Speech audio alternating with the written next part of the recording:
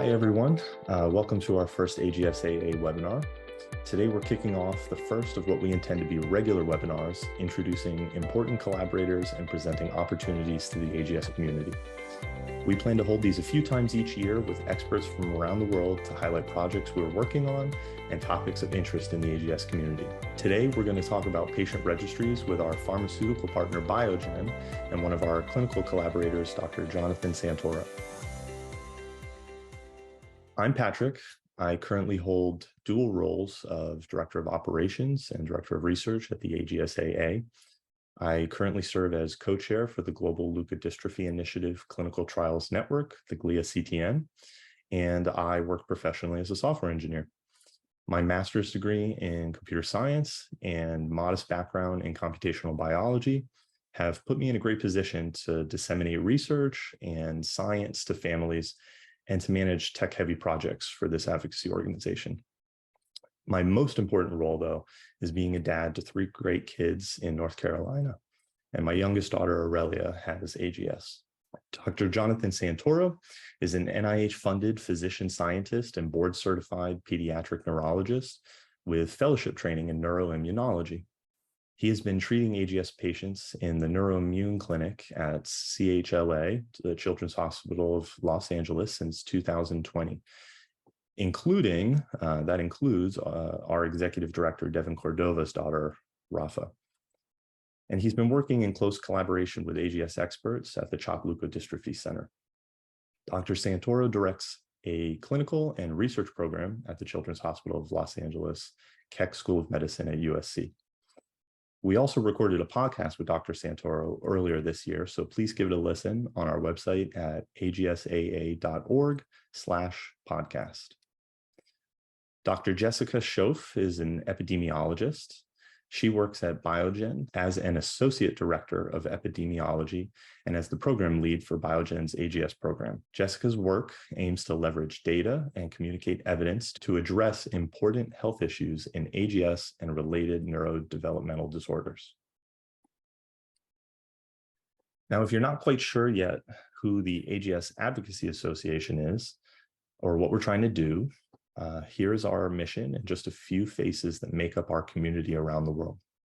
Our goal in 5 words is to improve lives and rescue potential.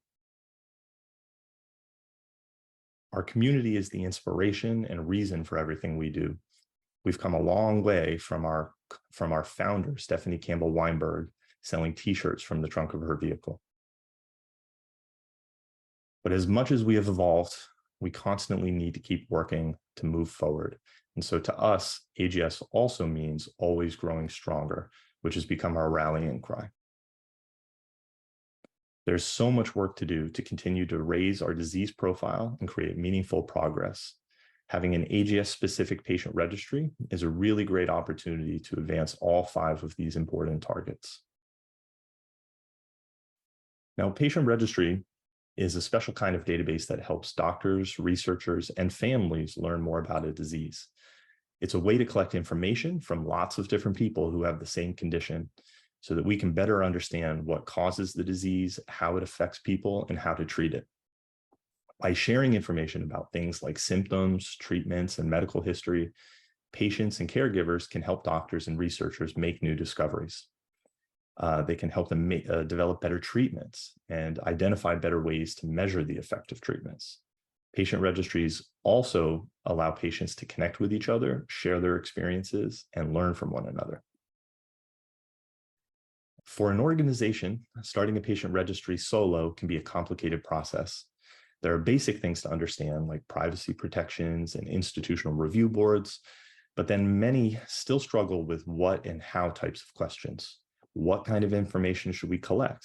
How will we use it? How will it be useful? Many groups like ours struggle when there isn't a direct and immediate purpose to a registry. Fortunately for us, Biogen offered to help us because we share similar goals. This is a quote from our executive director, Devin Cordova, from our program's joint press release last year.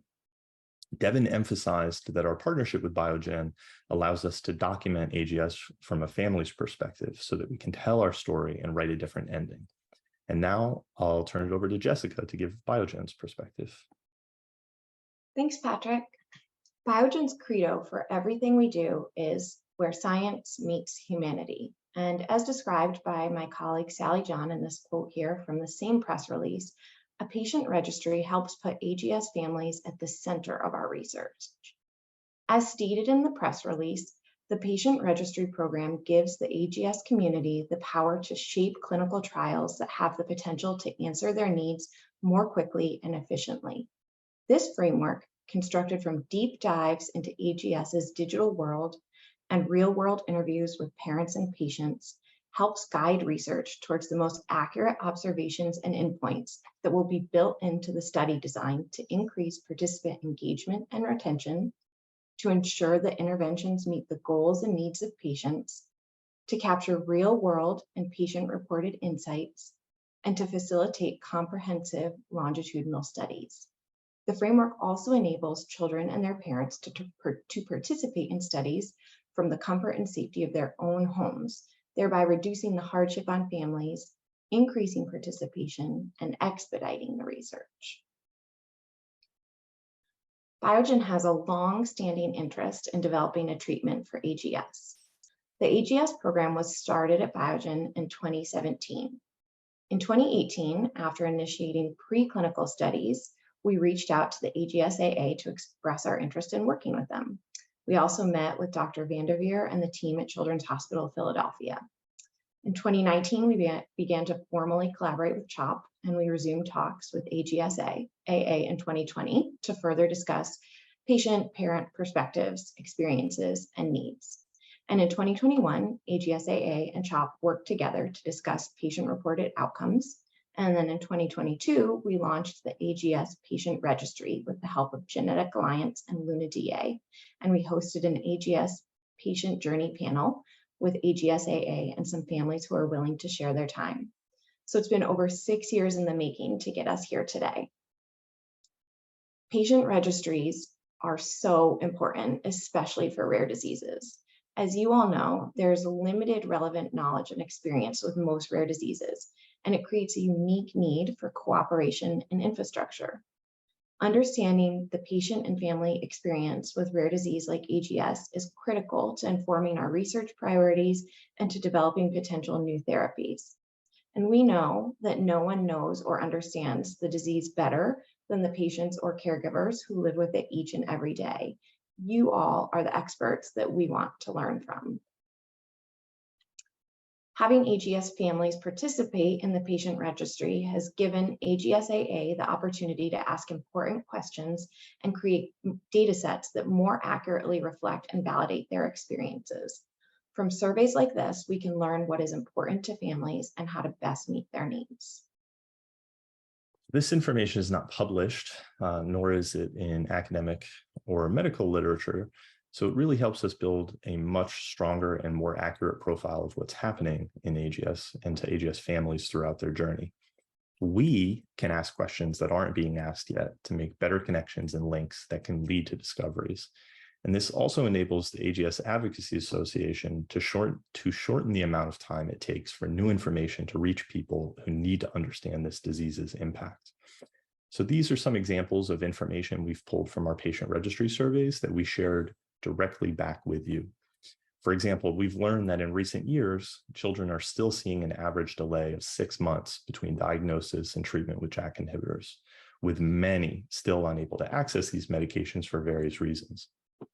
And we've cataloged your experiences with potential disease triggers, which is something that has never been written down before. We've shared how families commonly identify disease flares and the frequency and severity with which they're being experienced. Patient registries can also prepare the pathway for clinical drug trials.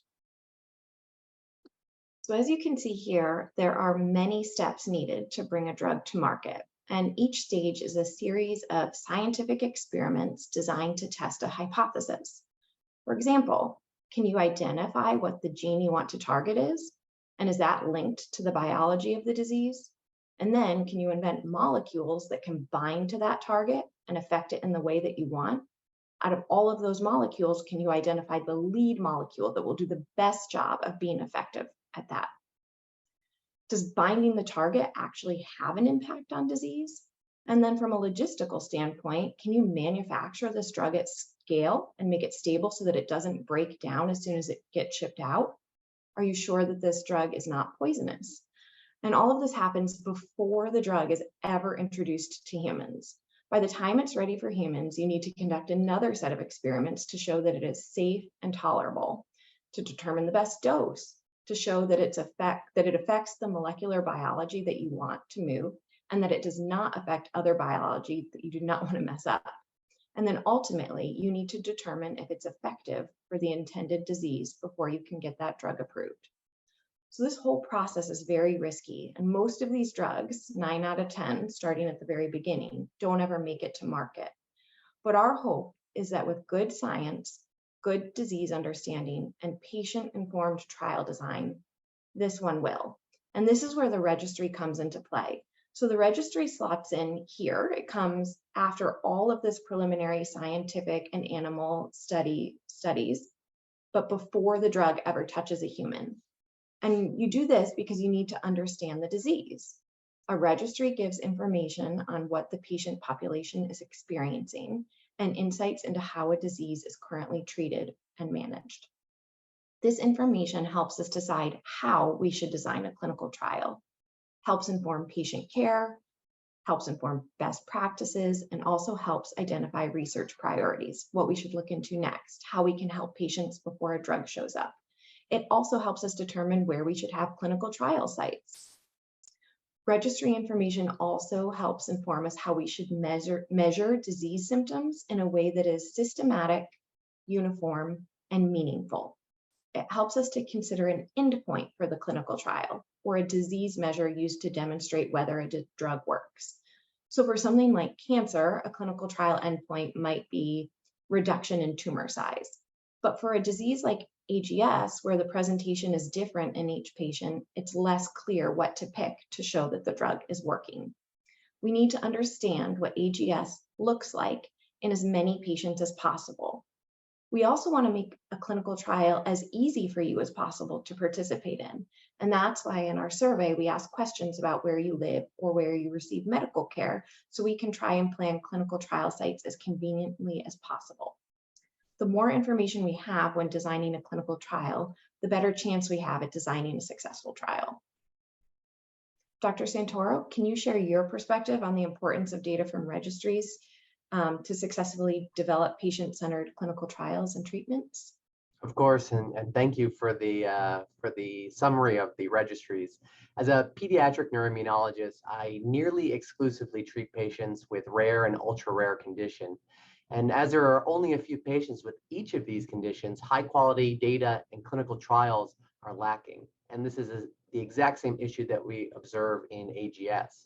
So the use of centralized registries that can actually help jumpstart the diagnostic and therapeutic development in a variety of conditions. And we've seen this already in diseases like pediatric onset multiple sclerosis and X-linked adrenal leukodystrophy, both of which have clinical trials running right now, which are based off of the data that was generated from these multi-center registries.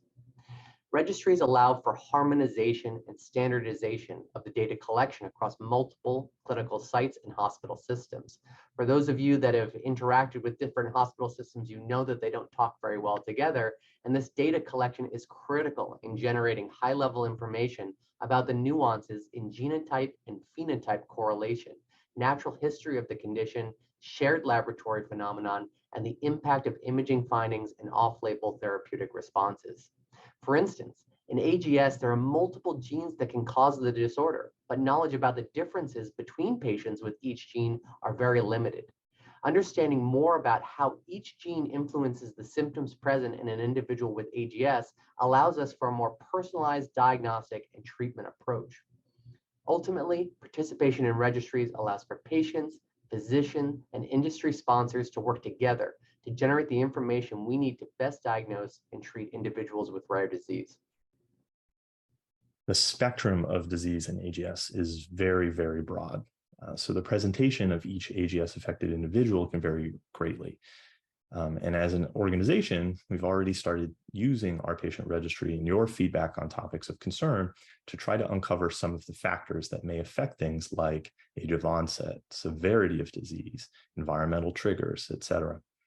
We can use our own collective lived experiences to better inform standards of care. And with Biogen's upcoming survey and our patient registry, we can all work together to better understand key information to help inform physicians, shape clinical trial design, and create more dynamic and updated standards of care.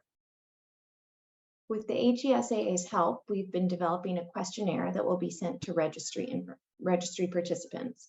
We will use information from the survey to help design our clinical trial, and we'll ask information like patient demographics, family history, patient medical history, including questions like age of symptom onset, what your AGS symptoms are, what genotype or what genetic mutation you have associated with AGS, what your current medical care is like, your treatments and therapies. We'll also ask questions about caregiver burden, and we'll use this information to correlate data against what we've been learning about AGS from our partners from a scientific research point of view. We'll also use this survey to assess your family's willingness to participate in a clinical trial. We know that you've likely been asked some of these questions many times before, but we really want to design a patient-centered trial, and we need your community's help to be able to do this in the most inclusive and collaborative way possible. Jonathan and Jessica, thank you both for your perspective and support. Being part of the patient registry is a powerful opportunity to contribute to the future of AGS treatment and better informed care. So all of you, your participation can truly help drive research forward and improve the lives of patients and families affected by this rare disease. We've already put together a number of resources dedicated to our patient registry efforts, including some more context and a walkthrough of how to enroll, log in, and get started. And you can find all of this highlighted on our patient registry page at agsaa.org. Biogen's survey will be available to our community members as its own study, and that will be unique from our own patient registry study. And we hope that this makes it clear who you're sharing your de-identified information with. Patients and caregivers already enrolled with our patient registry platform will receive an email notification from us that a new AGS study is available. New enrollees will have to sign up, though, for the patient registry through our website. And ideally, you'll join both the Biogen AGS study and our AGS patient registry study and participate in surveys deployed by our organization as well. So if you have any issues, just email support@agsaa.org for assistance. And every individual who fills out the Biogen survey will also be eligible to receive an Amazon gift card in exchange for your time. Once completed, further details will be available in the Luna DNA platform. And so that's it for today. We hope that you'll consider signing up and participating in Biogen's study so we can help to develop a better and more effective clinical trial. And even if you don't have the opportunity to participate in a clinical trial, your input here will help ensure the best possible design, which may make the difference for all of us living with or caring for someone with AGS. Thank you for listening. Thank you.